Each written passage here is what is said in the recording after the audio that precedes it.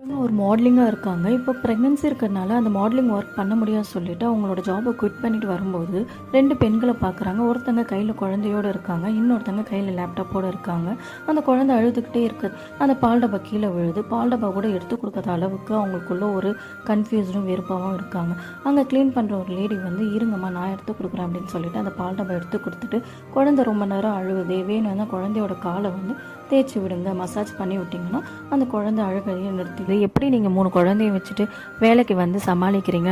இதில் என்னம்மா கஷ்டம் இருக்குது? 10 மணி நேரம் வேலை செஞ்சுட்டு போய் என் குழந்தைங்கள நான் பார்த்துக்க போகிறேன் அப்படின்னு சொன்னதுமே அந்த லேப்டாப்பில் ஒர்க் பண்ணி இந்த லேடி உடனே அவங்கள பார்த்து, உன்னோட வாழ்க்கையே நீ எல்லாத்தையும் விட்டுட்ட, குழந்தை வேலைன்னு மட்டும் இருந்துட்டியே, உன் சந்தோஷத்தெல்லாம் விட்டுட்டியே, எனக்கு நீங்கள் கேட்குறது எனக்கு புரியல, எது சந்தோஷம், குழந்தைங்களை விட என்ன இருக்குது அப்படின்னு சொல்லி கேட்குறாங்க.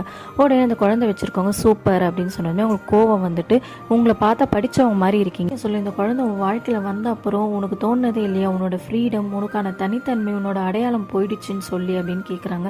அதுக்கு கண்டிப்பாக இல்லை, இவ வந்த அப்புறம் தான் என்னோட ஃப்ரீடம், எனக்கான தனித்தன்மை, ஒரு அடையாளமும் இன்னும் கொஞ்சம் அதிகமாக இருக்குது, அம்மான்ற ஸ்தானம் எனக்கு கிடைச்சிருக்கு அப்படின்னு சொன்னதுமே உடனே அந்த லேடி, இதெல்லாம் பேசுறதுக்கு ஈஸியாக இருக்கும், ஏன்னா நீ ஒரு ஹவுஸ் ஒய்ஃபாக இருக்கனால உனக்கு இது ஈஸியாக இருக்குது, இதுவே வேலைக்கு போய் உன் லைஃப்பை பேலன்ஸ் பண்ணி பார்த்தா தெரியும் ரியாலிட்டியோட கஷ்டம் என்னன்ட்டு அப்படின்றாங்க.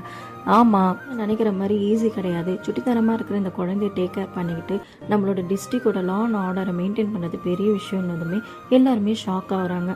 அந்த டைமில் அவங்க அசிஸ்டன்ட் வந்து, மேம் கார் ரெடி ஆகிடுச்சு போகலாமான்னு கேட்குறாங்க. அங்கே இருக்கிற பொண்ணு, நீங்கள் மேம் அப்படின்னதுக்கு, நான் sub inspector of police Jhansi அப்படின்றாங்க.